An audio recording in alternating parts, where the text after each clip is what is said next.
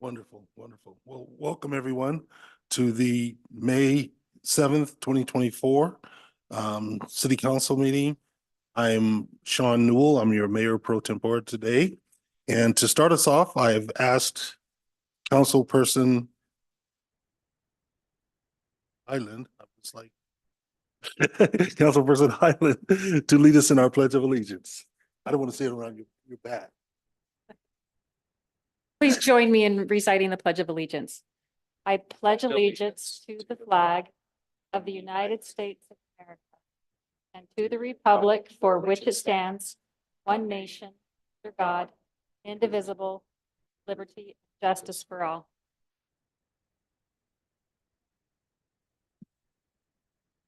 Great. Thank you, Councilperson Highland. We are going to start out this evening with our citizen comments. And as you know, during each of our regular city council meetings, we offer this opportunity to the public. Versus for people only physically attending the meetings. Please refrain from any derogatory comments or language. We're going to give you a full 3 minutes to be able to state your questions or state your statement. We will not respond to you now. We can respond to you at a later date as a council or as individual council members.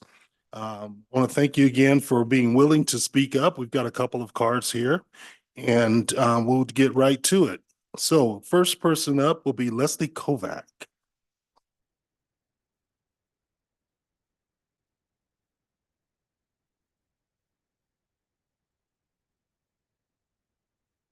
Welcome, Leslie.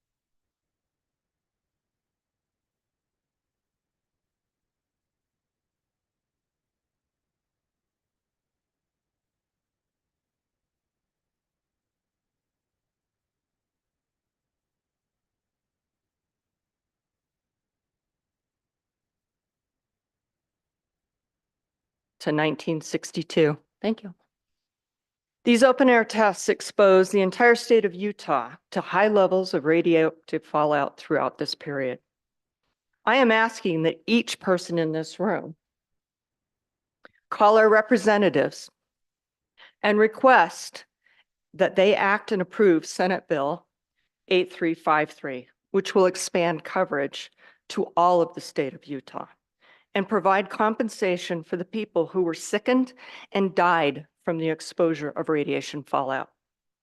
The current RECA bill, covers only 10 counties in the state of Utah and does not compensate people who moved or worked Senate bill or outside of the county. Senate Bill 3853 will expand coverage to all of the state and provide compensation for the people who were sickened and died from radiation fallout. Sorry. I would like to tell you some personal stories. Right here, I have a picture of my family from 1985. In 1985, there is 8 people in my family of this picture. All but 2 died of radiation-induced cancers. That means over 70% of my family died from radiation exposure.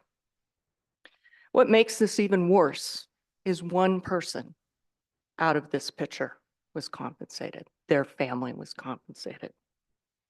There's a picture of my mother in here who grew up in Salt Lake City. She suffered and died from colorectal cancer. She also suffered from ovarian cancer as well, both of which are covered under the current RECA Act. My mother told me many times when she was at Olympus High School in Salt Lake City that as part of her science class, they would gather Geiger counters and they would go outside and they would see how high they could get. To make matters, my grandfather is also in this picture. He died of stomach cancer. He worked his entire career for the Union Pacific. He lived in Milford, Utah for 9 months in 1951. He moved to Salt Lake City, but continued to travel to southern Utah for his job with the railroad. He retired in 1971. Currently, I am seeking compensation from my family through RECA. I've had to go to the Department of Justice to see if they can get his work records because none of them currently exist. Senate Bill 3853 will correct that. I was born in 1961. I'm a downwinder. Please help me. Thank you. Next, we have Randy Long.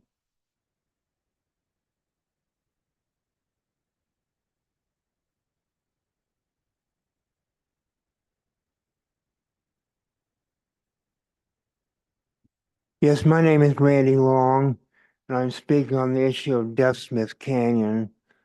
Well, all trailheads put together.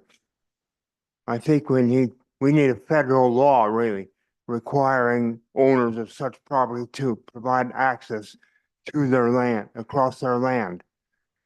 That would be for anything that the land management agency next to them would allow. If they allow hikers, so be it. Horses, so be it. Four-wheelers, so be it. Motorcycle, same. Again, that's whatever the land management agency would allow. The owner, I think, must, well, should be the owner, should be the, excuse me, should be the owner must allow them. Again, whatever the land management agency would allow. Now, if it's in wilderness areas such as Twin Peaks, like Deaf Smith is, then of course you cannot have motorized vehicles up there. And there's a lot of places that are that way. Mount Olympus is another one. Lone Peak is another one. And so again, we need federal law requiring that. Now, of course, you guys aren't Congress, whatever. You're just a city. But a city ruling whatever would be a good start. Just south of Deaf Smith, there's an old abandoned Jeep road, that four-wheel road, whatever. It goes up to some old mines high on the mountain. And just north of Deaf Smith, there's likewise an orographic route. It goes up to Houndstooth and I understand beyond. And the city of Draper has a lot of their trailheads. They have paved parking areas, flush toilets, and the whole bit. And well, we need to consider things like that as well. Thank you. Thank you, Randy. Our next speaker is Jay Owens.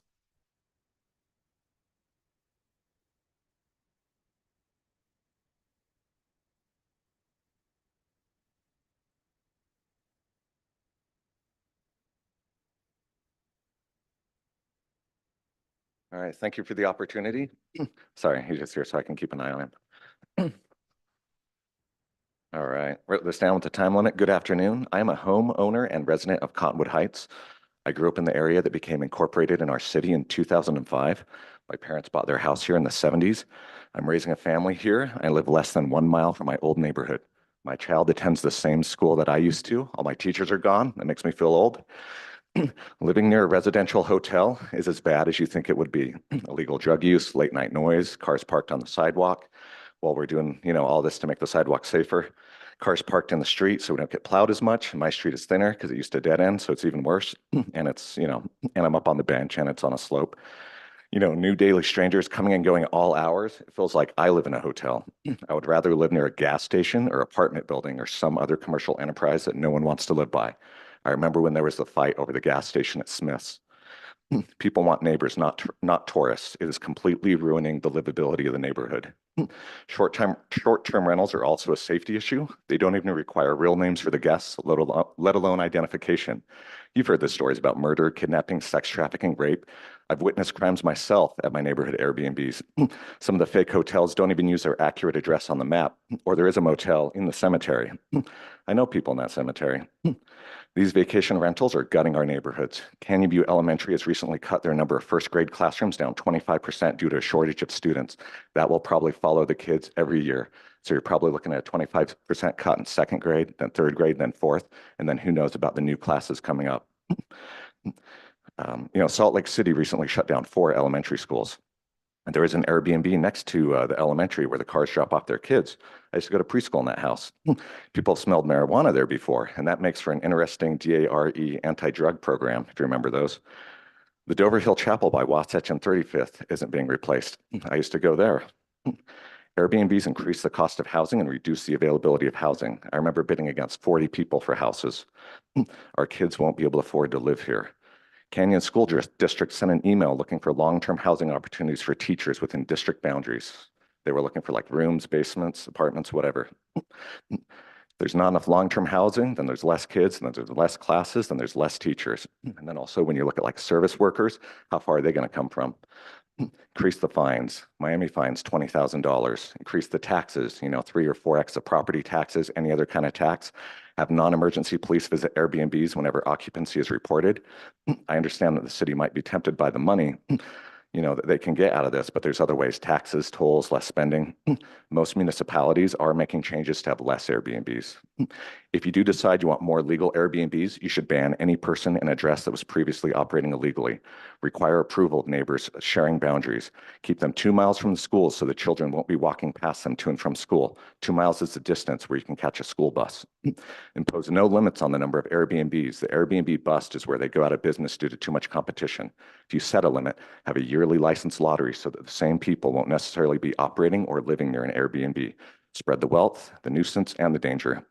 Maybe even have different Airbnb laws for each district. If we're going to have businesses and neighborhoods, a hotel is the least beneficial thing to residents. How about restaurants, stores, cigar lounges, etc.? I also have one of my brothers also grew up in Cottonwood Heights, also has a single family home in Cottonwood Heights. She shares similar opinions.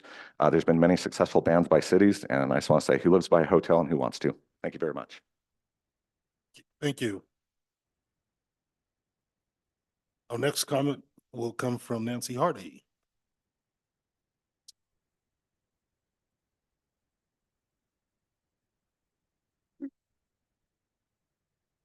Hi, Mayor Pro Temp Newell and Mr. Tingy and city council members.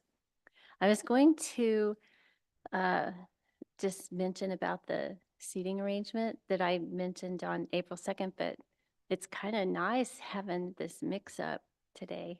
I don't know if that was planned, but it's refreshing. So I mentioned on April 2nd about seating arrangements for the council members, mayor staying in the middle. And I hadn't heard a response, so I was going to also offer another suggestion, either seating by district, or what about rotating council members every quarter? That could be something nice too. Thank you. Thank you. Hey, do we have a couple of online comments, Tim? Yes, I forwarded a comment that was submitted by Amy Owens.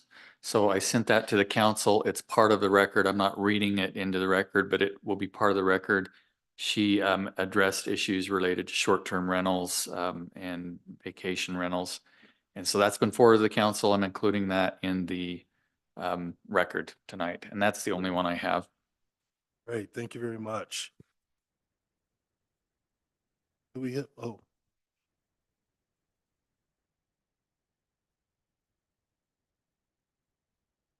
And I was not aware that there was another one. Go ahead, Paul.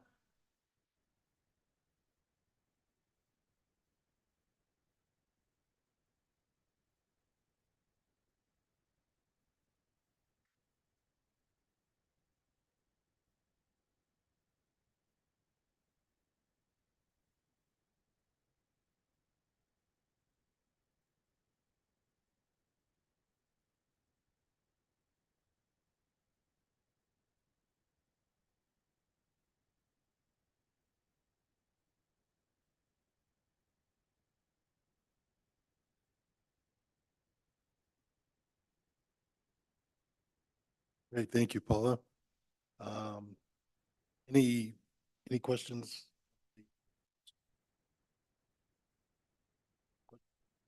Great, we'll move forward. Next, we have a couple of standing reports.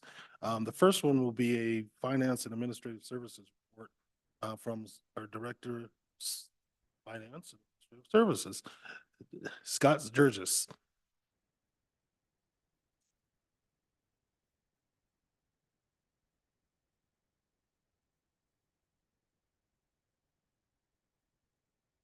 Sir.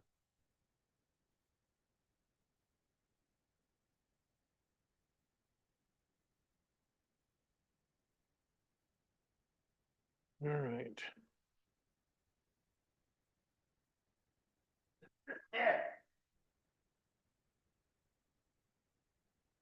Okay.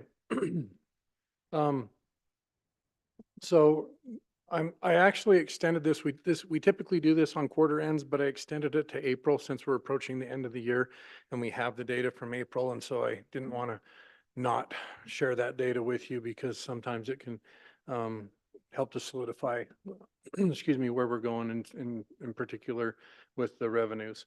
So our sales tax trend, this is for sales taxes collected through the month of February that we received during the month of April. And you can see where, right here where we are, where our budget is 9.5 million. Our collections are about $31,000 ahead of what we were last year. Last year, we received about 9.1 million. I'm still going to project about 9.2 million. That might be a typo. I think that should actually say 9.3 million on our 2024 projection. So we're a little behind where we probably will be, but we do see some fluctuations month to month in our sales tax. So we'll need to keep an eye on this, but we have 4 months remaining until we get to the end of the year. Our 2025 budget that's included in the tentative budget that we'll go over in a little bit is set at 9.7 million. And so that would be, if this was correct up here and said 9.3, that would be a $400,000 increase for next year that we would be anticipating. And that would be a little bit better than a 2% net increase in that budget for next year. The next item is our county option highway transportation sales tax. Again, this is through February, so we have 4 months remaining that we can get through the year. To date, we've got 528,000, which puts us about 2,500 above what we had in 2023. Our projection is 800,000, which we are right on track to be at. And then our budget for 2025 is $810,000.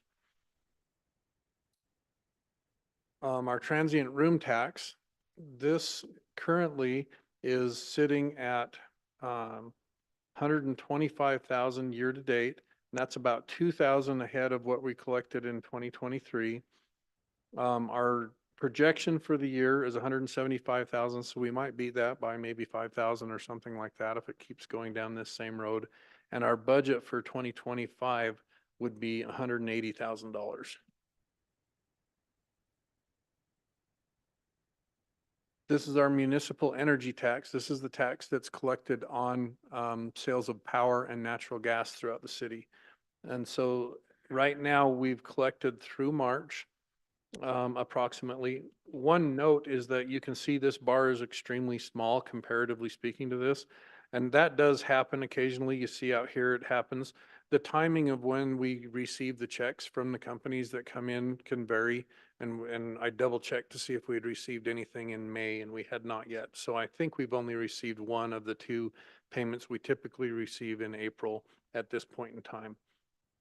And that can be affected by different things from the companies when they submit all that into the State Tax Commission.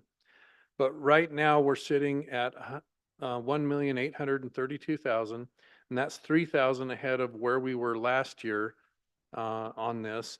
And last year we received 2,556,000.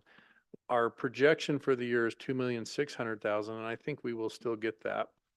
And then for the next year's budget, we've got included in the budget 2,580,000. Our cable franchise tax, this is on cable TV, the taxes that are paid on that. Currently, we've received half of a year. They submit quarterly. We have not yet received the third quarter, but we're sitting at 144,000. It's about 12,000 behind 2023. In 2023, we received 314,000. our projection is still going to hold at 300,000, and then our budget for next year is recommended at 300,000. Our Class C roads, and this is the money that we received that's allocated to us based on the gallons of fuel that are purchased, a combination of throughout the state and in the city. And this comes to us through the State Tax Commission. And so we have received 10 periods. This one, we don't get a count ahead. It's just when we receive it. So we've received it through 10 periods. And so if you look at where we are to date, we've received 1,311,000. So we're 126,000 ahead of what we received in 2023. And so our projection that we've included was 1,450,000. We might beat that by some. So if we don't meet in our sales tax, our main sales tax, if we're short a little bit there, I think we'll make it up here. So overall, looking at all of our revenues, I think we'll be okay because of that, because this one's performing pretty well. So we could be a little bit ahead there. And then the amount that we included in the budget for 2025 is $1,480,000. So a slight increase there. The last item that I have on this is our expenses, our general fund expenses through April. So if you look at that, our currently we're sitting at about 1 million ahead of our 2023 spending. But if you look at the net amount that we added into our budget, that makes sense. It's about in line with that. Nothing is being concerning as far as right now in terms of the expenses that we're seeing or the trends that we're seeing in expenses. Everything seems to be trending where we'll be fine by the end of the year. We'll all be slightly under budget and just spending the things that we need. And then you can see the budget that we have this for the current year has swelled a little bit due to some adjustments that we've had. And then 2025, our current budget includes $22,878,000 there. And then just a note, we're planning, I have it on my desk, just got it late this afternoon, the April finance report that will be included in the council communications on Friday. I'll review through that tomorrow. If there's any adjustments or anything we need to make to that, then we'll get that done, and that will go out on Friday. So you should look for that and everything. But is there any questions that anybody might have on any of these slides or any general questions related to this current year budget that we're in?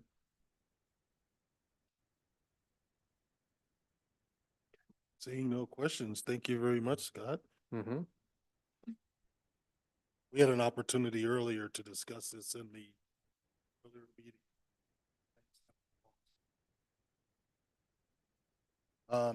Next.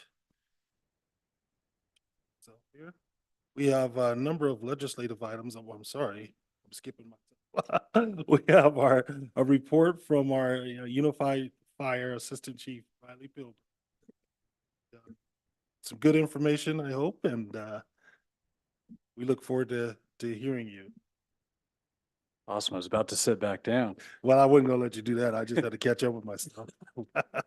Great. Well, good evening. I'm pleased to be here tonight just to give a brief update or report on our first quarter here in Cottonwood Heights, January 1st to March 31st. Just a recap of how things went for us over those 3 months.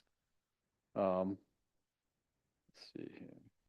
So over that time frame, we had 467 total incidents here in Cottonwood Heights. 117 were initially classified as emergent. So again, just a reminder, when we get the dispatch details, that is a kind of a life safety call, a medical emergency or whatever, where it's lights and sirens. So 30% of those were emergent. And then obviously as the crew gets details, they can increase that. They can go from no lights and sirens to lights and sirens to get there quicker if they feel that's necessary. For us, we had 2 fire calls that were structure fire calls, 2 outside smaller fire calls, and then our EMS calls are pretty standard. Falls, illnesses, traffic incidents for that time of year, especially breathing problems or behavioral health issues, things that we all responded to assist with. And then top other calls, again, we go on quite a few of these, just unintentional detector or a malfunction. So it could be a dead battery, false alarm, someone pull the pull station, didn't mean to, just a default where it notified the alarm company. A lot of reasons those happen. But not a huge issue for us. And then a couple hazmat type calls. For us, again, this chart's a little bit different now. So that top line is Q1 of 2021, then second down 22, 23, and the bottom, that dark blue is 24. So looking over the last few years in these quarters, we're kind of trending within a couple dozen calls in some instances, some just, 9 or 10. So for us, not a huge increase or decrease in calls. So it's kind of call volume is normal for us. Again, here in Conwood Heights, Station 110 off Fort Union and then 116 off of Wasatch Boulevard. They're covering predominantly the majority of the calls here in Conwood Heights. So looking at the percentages, we're well in the 90% of those calls being picked up by those units. And then 126, which is just on the west end of Conwood Heights, right there in Midvale, will respond in on the west edge of Conwood Heights.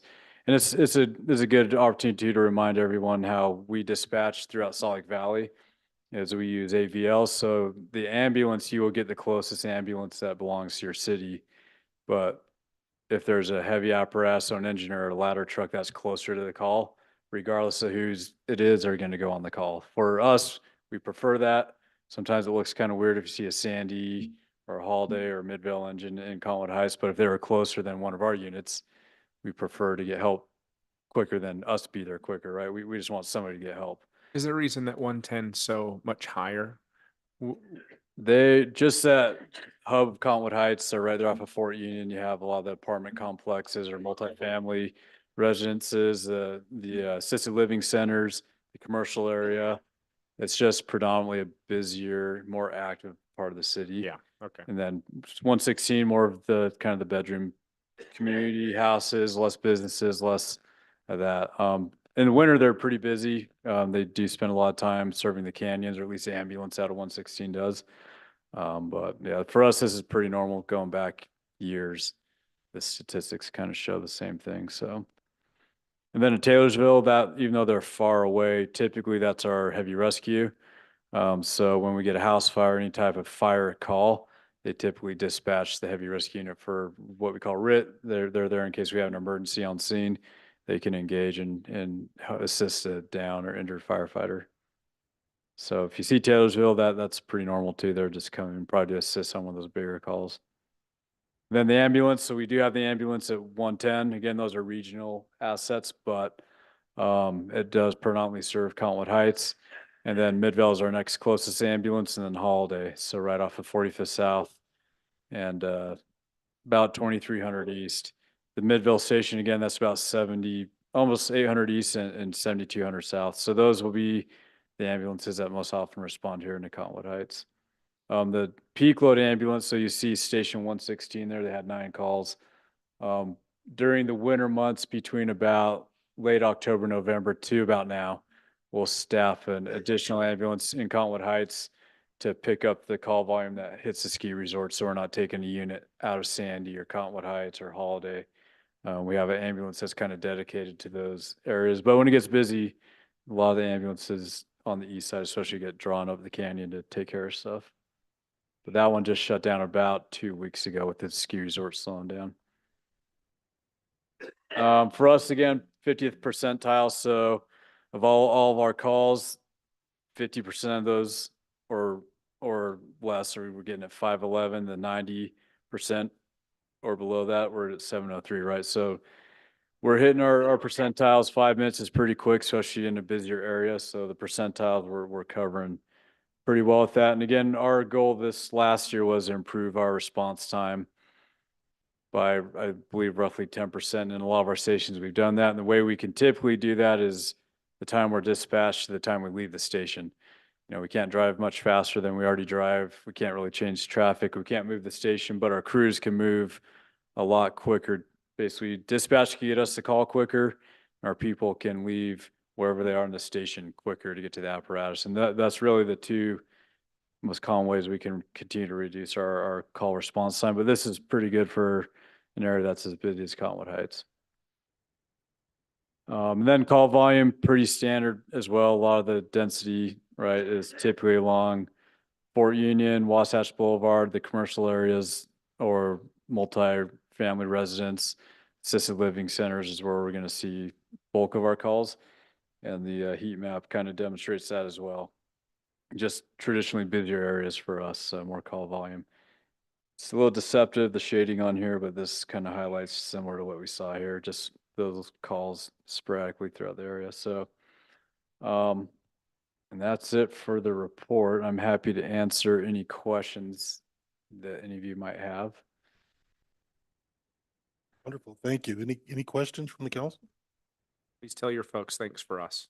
We will, don't get a for sure. chance to because we kind of interact with you, but please let them know we're Yeah. grateful. Definitely will pass that along. Thank you. Do we have the number of calls? Is it pretty typical in our city? Like if we looked at the number of calls per capita, are we pretty much in line with the surrounding cities? The reason I'm asking is because I know that we have an older population. Do we have more medical? I have to do a little more of a bigger, and maybe from a next report I can look at that. I'll have to do a little more comparison, but being that I see most of these reports before they go out, I think we're pretty close. Holiday, very similar. I think a little bit of older population. Their call volume is traditionally or generally in the 500s or so. And in all those areas, they don't really fluctuate a whole lot. They don't grow a whole lot, unless you're like growing and adding a lot more people. The calls for service will stay pretty static over time with maybe a variation of a few dozen. So, but for your population and the call volume we run, I'd say is pretty average. So, yeah. Thank you. Okay, you bet. Thank you. All right.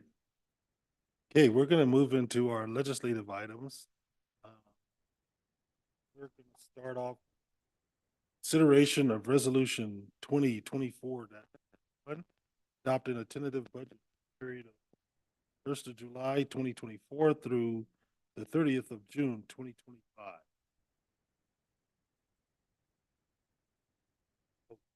Okay, Scott. Scott's going to come up and give a little bit of insight here.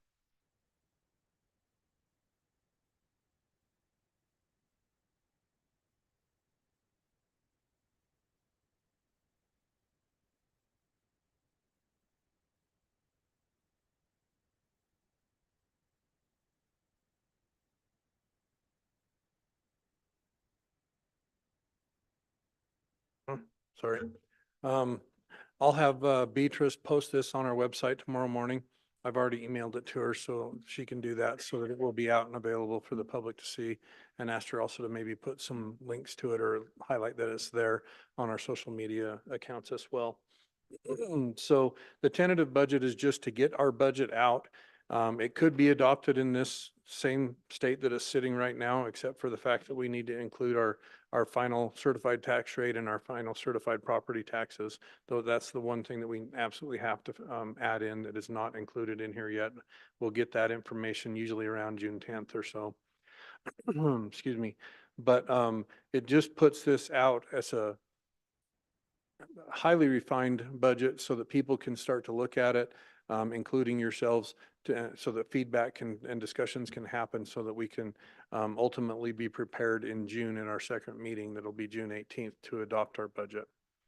So I'm going to highlight a few of the main items that changed between the last time that we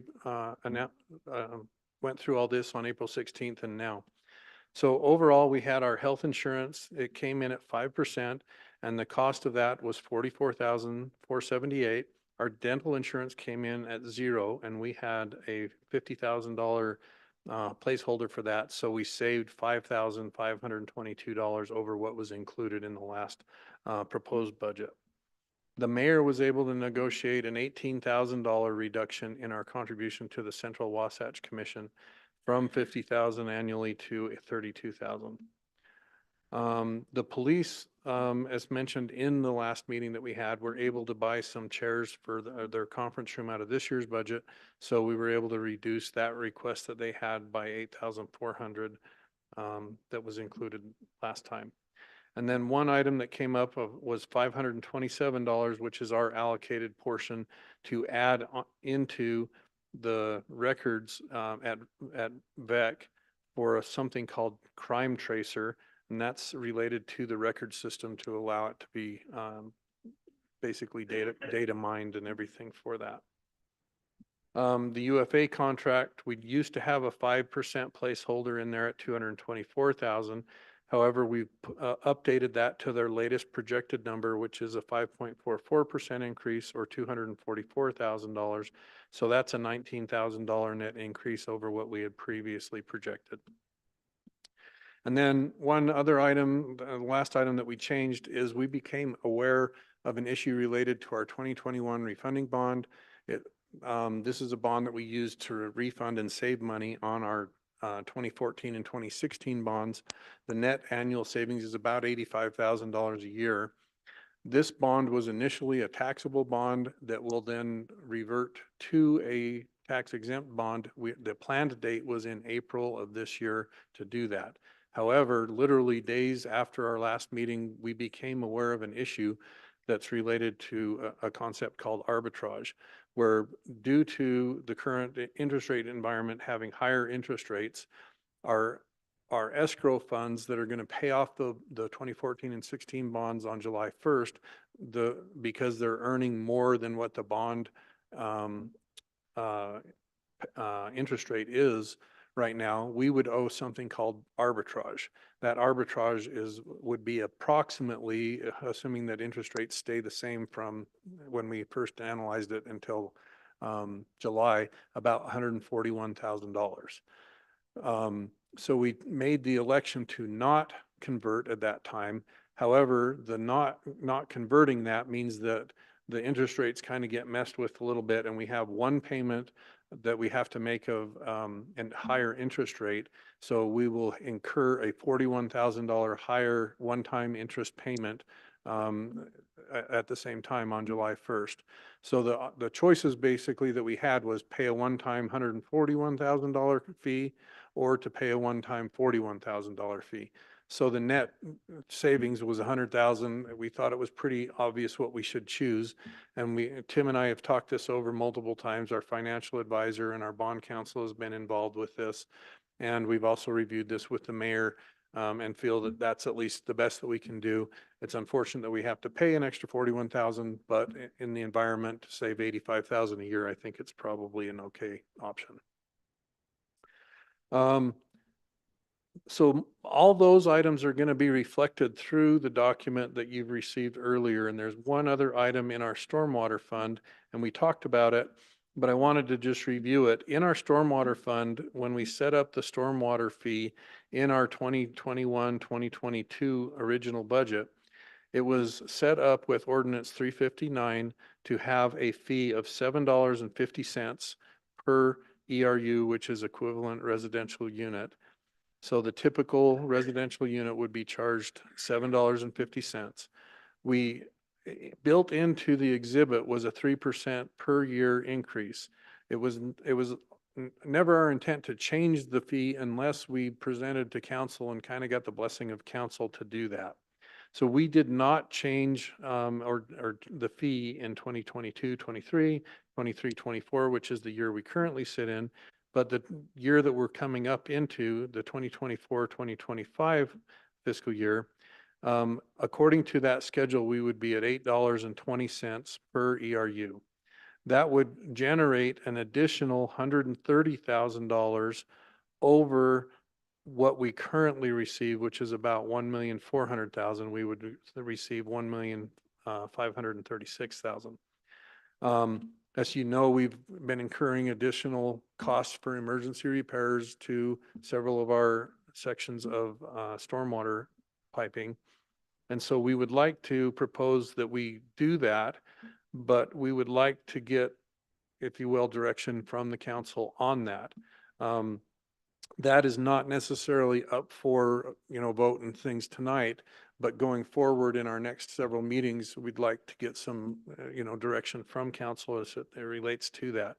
So that if that were to change and went into place, it would be an extra 70 cents per month for the normal residents and $8.40 net per year if we were to implement that. So that would be something that we would look to council to give us the guidance on of how you would like to proceed on that. And then if I can just maybe go to a summary page of all of these. Oh, did I grab the wrong one? Yeah, open up the one I need.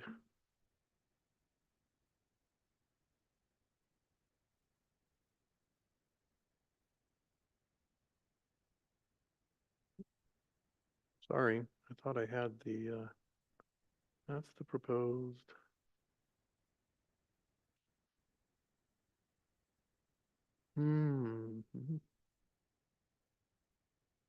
What did I do with that?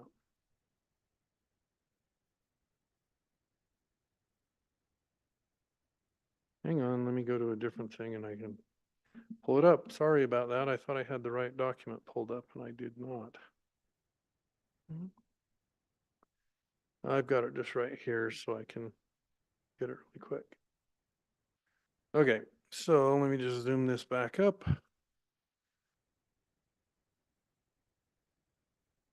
So on this page here, you can see this highlights each of the funds. So it shows the beginning fund balance here, the revenue that will come in, the expenditures that will go out, any transfers that will either come in or go out, the projected ending fund balance and the projected change in fund balance, as well as any fund balance restrictions that are outlined down here below. And then the amount that would be available for appropriation in the future year. This is a good little table to look at.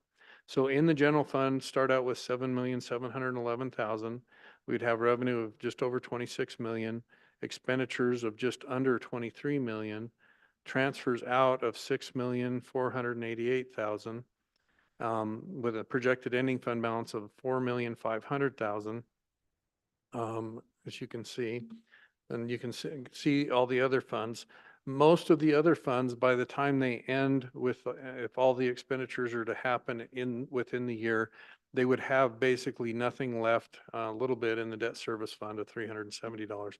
But most of the items that remain in their fund balances are for specific things, such as if you go to our stormwater fund, we have $500,000 that's in there that we're holding on for emergency stormwater projects if that was to come up. In the CDRA fund, we've got a net of 1,592,000 that's specific to the former CDRA projects of Fort Union and Cottonwood corporate areas, and so on and so forth. So this is a nice little summary sheet that's in there, but that kind of gives you an idea of what the budget is as it currently sits right now. And that's all I have unless you have any questions. Can I just add, so we, as mentioned in the work session, we will have a public hearing on this, most likely the first meeting in June. That may be continued, but decision will need to occur by the council on the budget June 18th. But as Scott has mentioned, for the public's purpose, there's opportunity to review the budget and give comment at that public hearing, and we will notice that as well. Thank you. Any other questions or comments? Thank you again, Scott. Yep.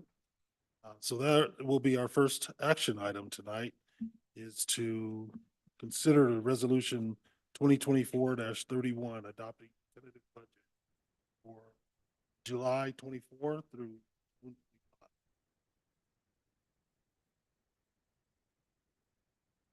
25. I move for consideration of resolution 2024-31 to adopt the tentative budget for the 24-25 fiscal year. And I will second that. We're going to vote on this item.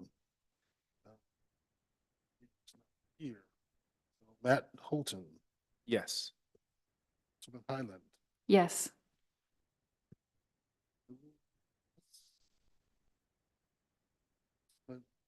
person, let me get this right. Burrell, Yes. I am.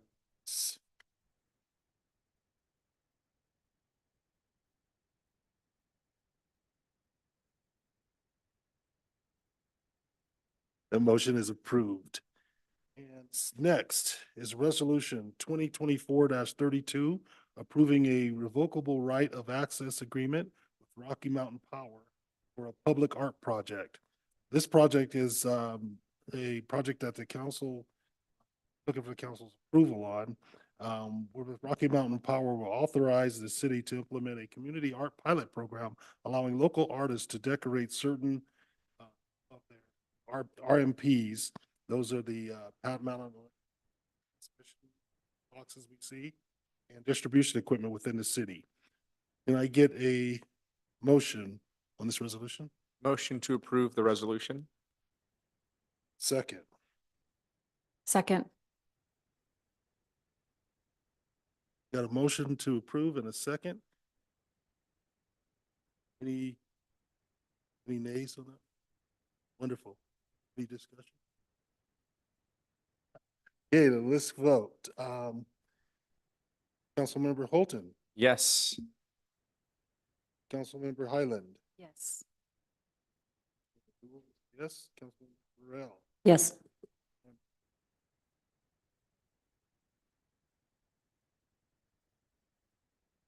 Next is consideration of resolution 2024-33, approving a performance contract for the 2024 Butlerville Days.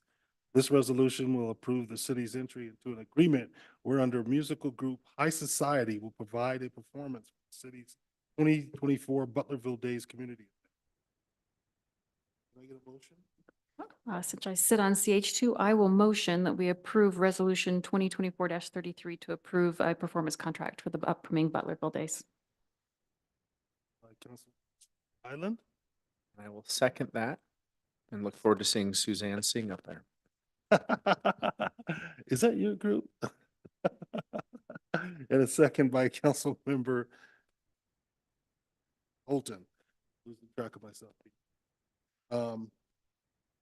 We vote on that. Oh, any discussion item? Any discussion on that? Oh, wonderful. Well, let's take a vote on it. Councilmember Holton, Yes. Councilmember Highland. Yes. Councilmember Newell. Yes. Councilmember Burrell. Yes. Wonderful. Thank you.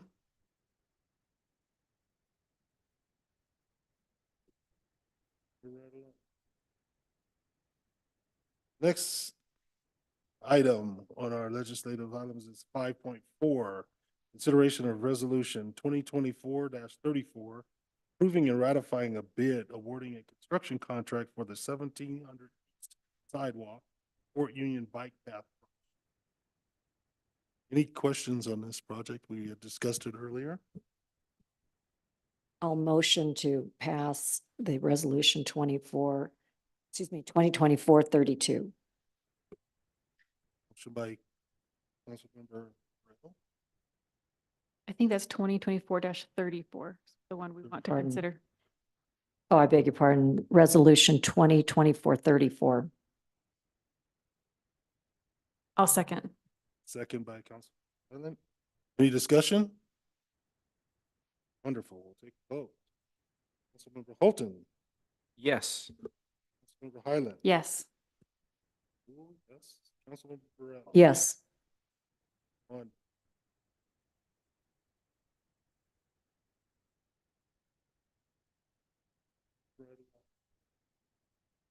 Next is consideration of, this is 5.5, consideration of resolution 2024-35, approving and ratifying a bid awarding construction contract citywide Cape Seal project. We discussed this earlier on as well. We have any discussion there? Can I get a motion? Motion to approve? Second. Motion by Councilmember Holton and second Highland. Let's vote. Councilmember Holton, Yes. Councilmember Highland, Yes. Councilmember Newell, yes. Councilmember Burrell. Yes.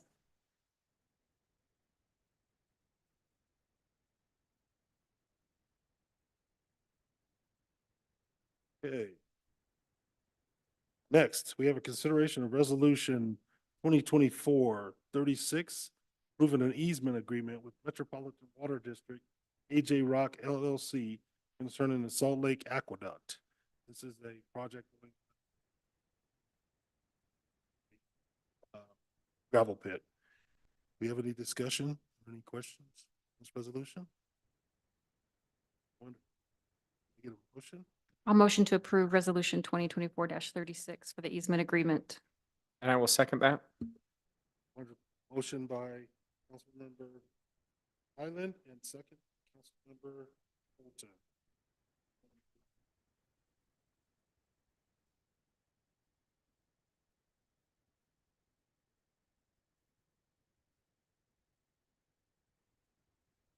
All righty, let's vote. Councilmember Holton, Yes. Councilmember Highland. Yes. Councilmember Newell is a yes. Councilmember Burrell. Because I was not able to be in the work session earlier today, I am not going to abstain because I have some questions that I need to look into. So I abstain.